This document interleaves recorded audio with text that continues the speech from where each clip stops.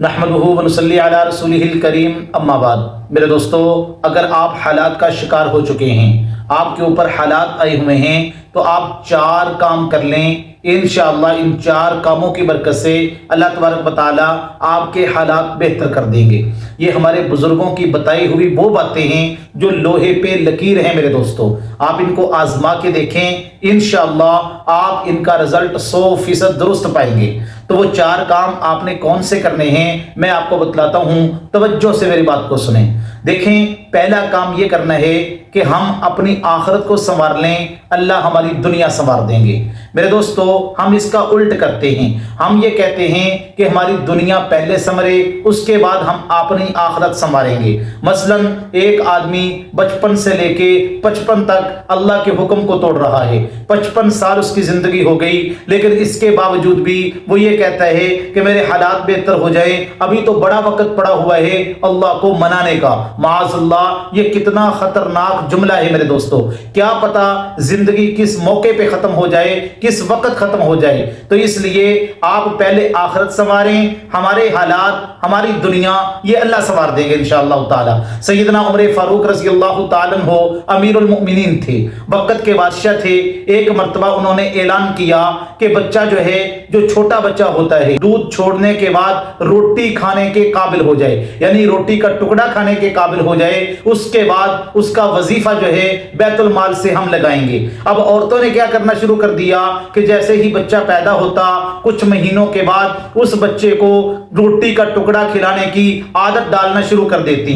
ایک مرتبہ حضرت عمر رضی اللہ تعالیٰ عنہ گشت کر رہے تھے، ایک گھر سے بچے کے رونے کی آواز آ رہی تھی۔ پتہ کیا، تحقیق کی تو پتہ چلا کہ عورت وہ بچے کو روٹی کا ٹکڑا کھلانے کے لیے اس کے اوپر زبردستی کر رہی ہے، اس کو عادت ڈالنے کے لیے، لیکن وہ بچہ کھا نہیں رہا، اس لیے رو رہا ہے۔ حضرت عمر رضی اللہ تعالیٰ عنہ کے دل میں بڑی پریشانی آئی کہ دیکھو عمر، تیری وجہ سے پتہ نہیں کتنے بچے اپنے ماؤں کے دودھ سے محروم ہو چکے ہوں گے۔ میرے دوستو، صبح کو اٹھے اور اعلان کیا کہ پہلے تو ہم نے یہ اعلان کیا تھا کہ بچہ جب دودھ پینا چھوڑ دے، روٹی کھانا شروع ہو جائے، اس وقت ہم اس کا بیت المال سے وظیفہ لگائیں گے۔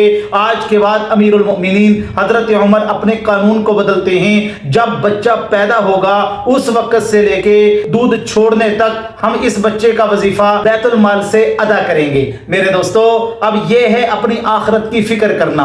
آپ اپنی آخرت کے اعمال کو سنوار لیں، اللہ آپ کی دنیا کو سنوار دیں گے۔ تو یہی وجہ ہے، اگر آپ پہلا کام یہ کر لیں، اپنی آخرت کی فکر کریں، ہر معاملے کے اندر اپنی آخرت کو دیکھیں، انشاءاللہ اللہ آپ کی دنیا کو سنوار دیں گے۔ آپ دکان پہ بیٹھے ہوئے ہیں، آپ کو اللہ نے ناپ تول کے اندر پورا ترازو رکھنے کا حکم دیا ہے۔ اگر آپ ناپ تول میں کمی نہیں کریں گے، اپنی آخرت کی فکر کرتے ہوئے، اللہ کو راضی کرتے ہوئے اپنی تجارت ایمانداری سے کریں گے، اللہ تبارک و تعالیٰ آپ کی دنیا بھی سنواریں گے، اور آخرت میں پتہ ہے آپ کو کیا مقام ملے گا؟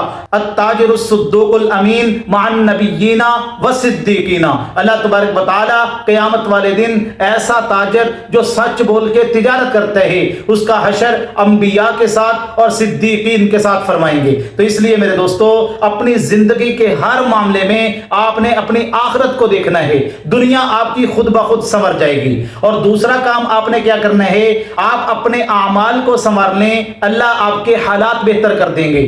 ہم اس میں بھی الٹ کرتے ہیں، ہم یہ کہتے ہیں کہ ہمارے حالات بہتر ہو جائیں پھر ہم اپنے اعمال درست کر لیں گے۔ نہیں میرے دوستو، یہ اللہ کا سنت نظام نہیں ہے۔ اللہ کا سنت نظام یہی ہے کہ تم اپنے اعمال بہتر کرو، میں آپ کے حالات بہتر کر دوں گا۔ ظاہر الفساد فی البر والبحر بما کسبت ایدی الناس۔ میرے بندے، یہ جو خشکی اور تری کے اندر آپ کو فساد برپا ہوتا ہوا نظر آتا ہے، یہ حالات بدلتے آپ کو نظر آتے ہیں، یہ آپ کے ہاتھوں کی کمائی ہے۔ جس طرح کے آپ کے اعمال اوپر جاتے ہیں، اسی طرح کے اللہ کے فیصلے اوپر سے نیچے آتے ہیں۔ صحابہ کرام کی زندگی کو آپ پڑھ کے دیکھ لیں، یہ صحابہ کے دور کے واقعات ہیں میرے دوستو۔ حضرت انس رضی اللہ تعالیٰ عنہ فرماتے ہیں کہ لکڑی کاٹنے والا جو کلہاڑا ہے، اس کلہاڑے کے ساتھ ہم سونے کی اینٹوں کو توڑا کرتے تھے۔ آپ اندازہ لگا لیں میرے دوستو، یہ 1-2 تولے کی بات نہیں ہے، سونے کو توڑ رہے ہیں تو کتنے سونے کے ڈھیر ہوں گے، چاندی کے ڈھیر ہوں گے۔ جو ان کے سامنے لگے ہوئے تھے، اللہ تبارک و تعالیٰ نے ان کی دنیا کو اتنا سنوار دیا تھا۔ جب بندہ اپنے اعمال سنوارتا ہے، اللہ ان کی دنیا کو بھی سنوار دیتے ہیں۔ اور تیسرا کام آپ نے کیا کرنا ہے، آپ اپنا معاملہ اللہ کے ساتھ درست کر لیں۔ دنیا کے جتنے معاملات ہیں ان لوگوں کے اللہ تبارک و تعالیٰ آپ کے ساتھ درست فرما دیں گے۔ وہ فرمایا نا، من کان للہ کان اللہ لہ، جو اللہ کا ہو جاتا ہے اللہ ساری مخلوق کو اس کا کر دیتے ہیں۔ اللہ مخلوق کے دل میں اس بندے کی محبت ڈال دیتے ہیں۔ میرے دوستو، ابراہیم بن ادم رحمۃ اللہ علیہ کا واقعہ آپ نے سنا ہے نا، وہ ایک دریا کے کنارے پہ بیٹھے تھے، انہوں نے اپنی سوئی کو پھینکا، وہ سوئی لوہے کی تھی، تو انہوں نے کہا میری سوئی واپس لائی جائے۔ اب یہ جو مچھلیاں ہیں یہ سونے کی سوئیاں لے کے آ رہی ہیں، فرمایا نہیں نہیں، مجھے یہ سوئیاں نہیں چاہیے، مجھے اپنی سوئی چاہیے۔ تو ایک مچھلی ان کی وہی سوئی لے کر ان کے سامنے کھڑی ہو جاتی ہے۔ تو میرے دوستو، ساری مخلوق کو اللہ مسخر کر دیتے ہیں اس بندے کا جو اللہ تبارک و تعالیٰ کے ساتھ اپنے معاملات کو ٹھیک کر لیتا ہے۔ اور چوتھا کام آپ نے کیا کرنا ہے، آپ اللہ کو دوست بنا لیں، اللہ ساری دنیا کو آپ کا دوست بنا دیں گے۔ تو اللہ کو دوست کیسے بنانا ہے، اللہ تبارک و تعالیٰ کے احکامات پہ عمل کرنا ہے، رسول اللہ صلی اللہ علیہ وسلم کے طریقوں پہ زندگی گزارنی ہے، یعنی اللہ کے احکامات امام الانبیاء صلی اللہ علیہ وسلم کے طریقے کے اوپر کریں گے، اللہ تبارک و تعالیٰ آپ سے محبت کریں گے۔ قل ان کنتم تحبون اللہ فاتبعونی یحببکم اللہ، اگر تم یہ چاہتے ہو کہ اللہ تم سے محبت کریں تو پھر امام الانبیاء صلی اللہ علیہ وسلم کی اتباع کرو۔ اس کا فائدہ یہ ہوگا کہ اللہ تم سے محبت کرنے لگ جائیں گے۔ میرے دوستو، تو یہ چار کام اپنی زندگی میں شامل کر لیں، انشاءاللہ اللہ آپ کے حالات بھی بدل دیں گے، اور اللہ تبارک و تعالیٰ آپ کی ساری پریشانیوں کو دور کر دیں گے، اور اللہ تبارک و تعالیٰ آپ کو ایسی ترقی عطا فرمائیں گے کہ آپ کے وہم و گمان میں بھی نہیں ہوگی۔ اللہ تبارک و تعالیٰ ان باتوں کو سمجھنے کی توفیق عطا فرمائے۔